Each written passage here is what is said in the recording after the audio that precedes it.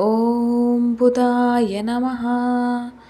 ॐ बुधार्चिताय नमः। ॐ सौम्याय नमः। ॐ सौम्यचित्ताय नमः। ॐ शुभप्रदाय नमः। ॐ दृढव्रताय नमः। ॐ दृढफलाय नमः। ॐ श्रुतिचालप्रबोधकाय नमः। ॐ सत्यवासाय नमः। ॐ सत्यवचसे नमः। ॐ श्रेयसां पतये नमः। ॐ अव्ययाय नमः। ॐ सोमजाय नमः। ॐ सुखदाय नमः। ॐ श्रीमते नमः। ॐ सोमवंशप्रदीपकाय नमः। ॐ वेदविदे नमः। ॐ वेदतत्त्वाय नमः। ॐ वेदान्तज्ञानभास्वराय नमः। ॐ विद्याविचक्षणाय नमः। ॐ विभवे नमः। ॐ विद्वत्प्रीतिकराय नमः। ॐ ऋजवे नमः। ॐ विश्वानुकूलसञ्चाराय नमः। ॐ विशेषविनयान्विताय नमः। ॐ विविधागमसारज्ञाय नमः। ॐ वीर्यवते नमः। ॐ विगतज्वराय नमः। ॐ त्रिवर्गफलदाय नमः। ॐ अनन्ताय नमः। ॐ त्रिदशाधिपपूजिताय नमः। ॐ बुद्धिमते नमः। ॐ बहुशास्त्रज्ञाय नमः। ॐ बलिने नमः। ॐ बन्धविमोचकाय नमः। ॐ वक्रातिवक्रगमनाय नमः। ॐ वासवाय नमः। ॐ वसुधाधिपाय नमः। ॐ प्रसन्नवदनाय नमः। ॐ वन्द्याय नमः। ॐ वरेण्याय नमः। ॐ वाग्विलक्षणाय नमः। ॐ सत्यवते नमः। ॐ सत्यसङ्कल्पाय नमः। ॐ सत्यबन्धवे नमः। ॐ सदाधराय नमः। ॐ सर्वरोगप्रशमनाय नमः। ॐ सर्वमृत्युनिवारकाय नमः। ॐ वाणिज्यनिपुणाय नमः। ॐ वश्याय नमः। ॐ वाताङ्गाय नमः।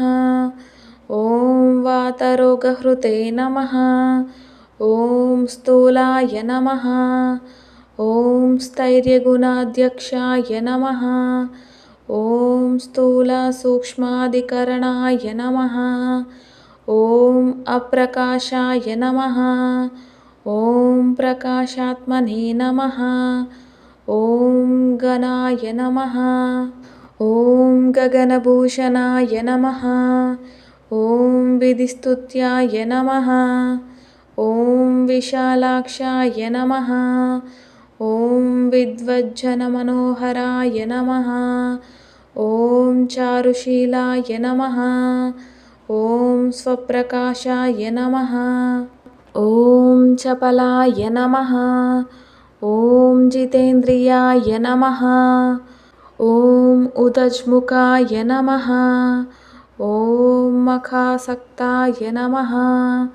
ॐ मगधाधिपतये नमः। ॐ हरये नमः।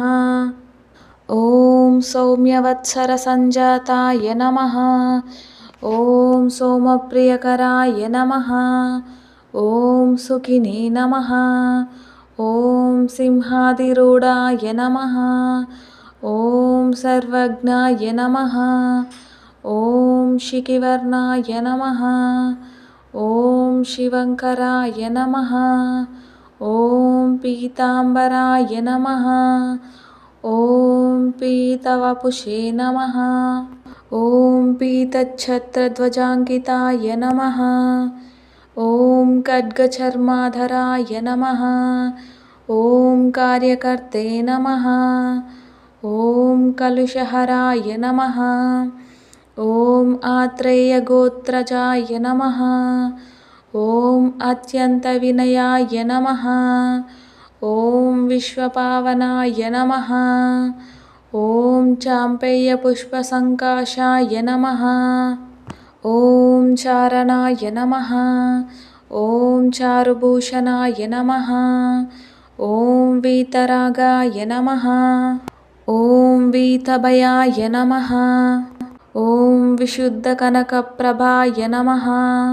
ॐ बन्धुप्रियाय नमः। ॐ बन्धमुक्ताय नमः। ॐ बाणामण्डलसंश्रिताय नमः। ॐ आर्केशानप्रदेशस्थाय नमः। ॐ तर्कशास्त्रविशारदाय नमः। ॐ प्रशान्ताय नमः।